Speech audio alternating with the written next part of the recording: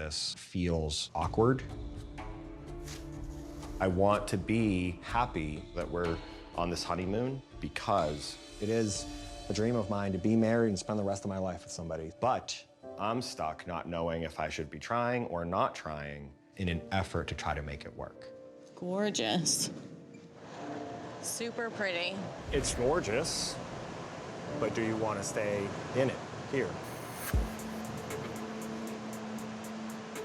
I don't think I feel comfortable staying in the same room with somebody like that I don't know very well. Like, what? It's, I mean, a ridiculous notion. We spent a total of 40 minutes together, and then you told me that you didn't want to stay in the same room. You told me that we couldn't talk about it then. I had to get the microphones and cameras away so that we could talk about it at all. I think that you've tapped out. What frustrates me is that there was never a point in this process where you put in an effort. I think you went into this expecting the perfect person. No, I don't expect the perfect person. And when you got somebody that wasn't, No. you said, I'm done. I'm not even going to take any but steps I'm telling you that's to not learn the case. something. You know, I feel gypped, you feel gypped, and this sucks for both of us. There has been nothing but problems from almost the second that we met, and there's been nothing but differences in our core values, beliefs, everyday life, personalities, and hobbies. There's been nothing but differences in every way, shape, and form, and just like literally every single thing, and just All these things keep happening, and you're telling me that you really gave this a chance. Yeah. Do you think I'm lying? Yeah. There was never a point in this process where you put in an effort. I am at this. That's not true. I am at this And I'm not point. going to stand here on camera if he's going to say that. He just called me a liar.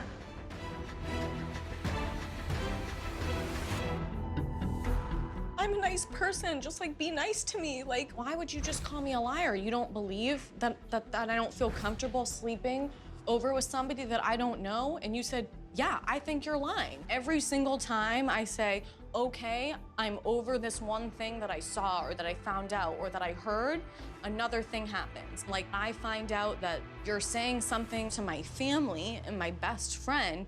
It's not being respectful. She said that she had some concerns, that she doesn't think we're compatible. Like, she just wants to be friends. I would never do that to you, and I didn't do that to you.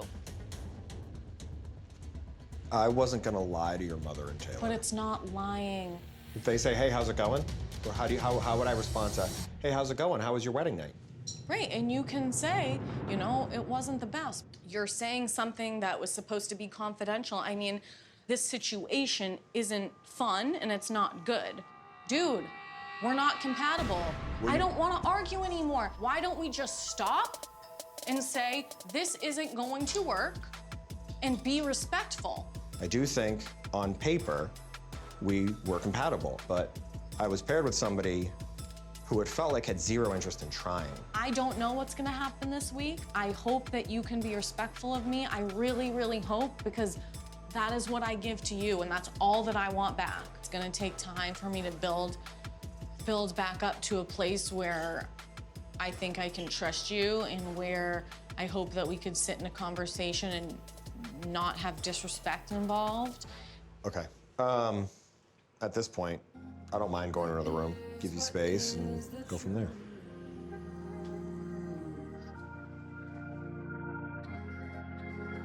I don't believe that I disrespect Alyssa. I think she may be gaslighting me.